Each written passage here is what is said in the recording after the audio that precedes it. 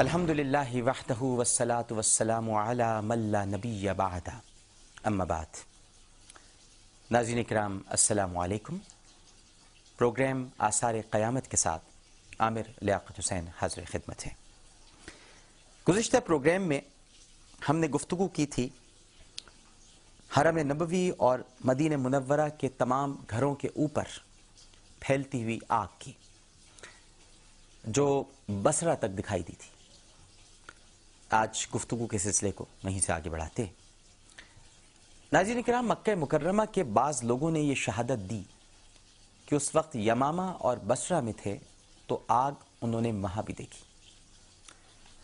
اس آگ کی عجیب خصوصیات میں سے ایک یہ تھی کہ وہ پتھروں کو تو جلا کر کوئلہ کر دیتی تھی، لیکن درختوں پر اس کا کوئی اثر نہ ہوتا تھا۔ کہتے ہیں کہ جنگل میں ایک بہت بڑا پتھر جس کا آدھا حصہ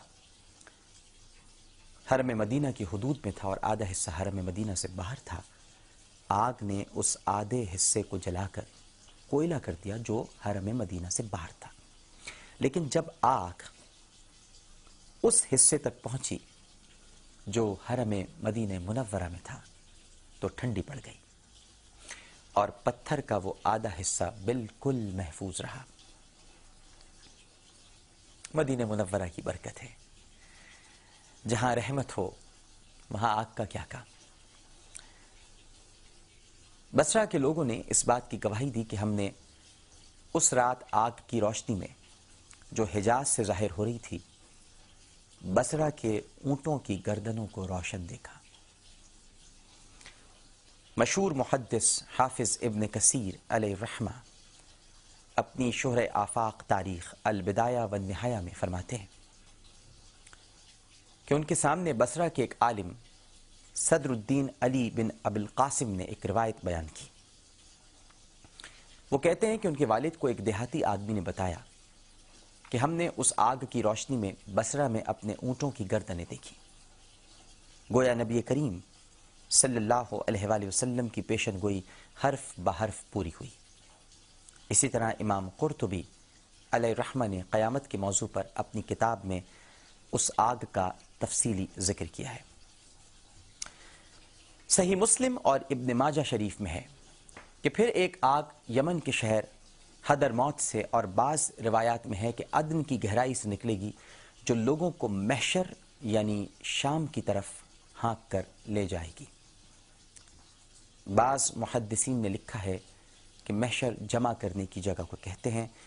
مسند امام احمد بن حنبل علیہ الرحمہ اور جامع ترمذی میں ہے کہ محشر سے مراد ملک شام ہے، کیونکہ اس سے یعنی آگ سے بھاگ کر مومنین ملک شام میں پناہ لیں گے، کیونکہ حدیث سے ثابت ہے کہ شام کی سرزمین میں سور پھونکے جانے کے بعد حشر ہوگا۔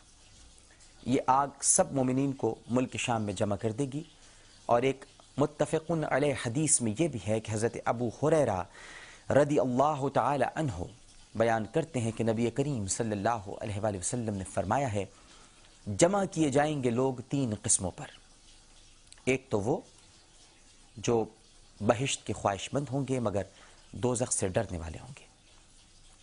دوسرے وہ جو اپنے مراتب کے لحاظ سے اونٹوں پر سوار ہوں گے، یعنی 2 ایک اونٹ پر سوار ہوں گے، 3 ایک اونٹ پر اور 4 ایک اونٹ پر اور 10 ایک اونٹ پر۔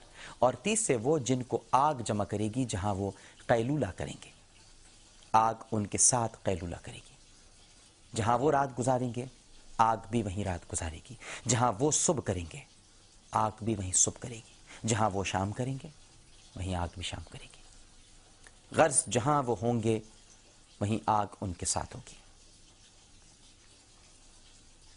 اب آ جاتے ہیں مکہ مکرمہ اور مدینہ منورہ کی ویرانی سے متعلق، یعنی جو روایات میں آتا ہے۔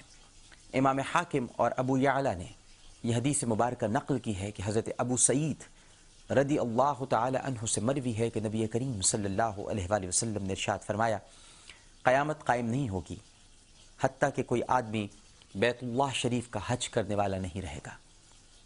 صحیح بخاری میں حضرت ابو ہریرہ رضی اللہ تعالی عنہ سے روایت ہے کہ نبی کریم صلی اللہ علیہ وآلہ وسلم نے ارشاد فرمایا کہ 2 چھوٹی پنڈلیوں والا حبشی کعبۃ اللہ کو ڈھا دے گا۔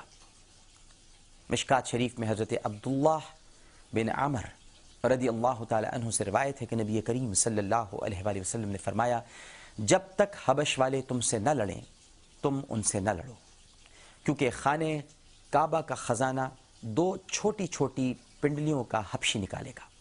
اور امام طبرانی سے روایت ہے کہ ام المومنین حضرت میمونہ رضی اللہ تعالی عنہ کہتی ہیں کہ ایک روز نبی اکرم صلی اللہ علیہ وآلہ وسلم نے فرمایا، اس وقت تمہارا کیا حال ہوگا جب دین میں بگاڑ پیدا ہو جائے گا، خون بہایا جائے گا، زیب و زینت ظاہر ہو جائے گی، عمارتیں اونچی اونچی بنائی جائیں گی، بھائیوں میں اختلاف پیدا ہو جائے گا، بیت اللہ شریف کو آگ لگا دی جائے گی۔ اسی طرح صحیح بخاری کی حدیث سے اس امر کا پتہ چلتا ہے کہ قیامت کے قریب مدینہ منورہ اور وحشی جانوروں، درندوں، یعنی مدینہ منورہ کا جو علاقہ ہے وہ وحشی جانوروں، درندوں اور چرندوں کا مسکن بن جائے گا۔ صحیح بخاری میں حضرت ابو ہریرہ رضی اللہ تعالی عنہ سے مروی ہے کہ میں نے نبی کریم صلی اللہ علیہ وآلہ وسلم کو یہ فرماتے ہوئے سنا، تم لوگ مدینہ منورہ کو خیر اور بھلائی پر چھوڑ جاؤ گے، پھر آخری وقت میں یہ ایسا اجاڑ بیاباں ہوگا کہ وہاں وحشی جانور، درندے اور چرندے بسنے لگیں گے۔ قبیلہ مزینہ کے 2 چرواہے مدینہ منورہ میں جب اپنی بکریاں لینے آئیں گے تو وہاں بکریوں کے بجائے سب کے سب وحشی جانور ہی پائیں گے، چنانچہ سب کے سب واپس پلٹ جائیں گے۔ اور جب سنیت الوداع کی وادی میں پہنچیں گے تو منہ کے بل گر پڑیں گے۔ محدثین کا کہنا ہے کہ یہ واقعہ قیامت کے بالکل قریب پیش آئے گا، اور وہ چرواہے غالباً قیامت کی سختی کی وجہ سے منہ کے بل گر پڑیں گے۔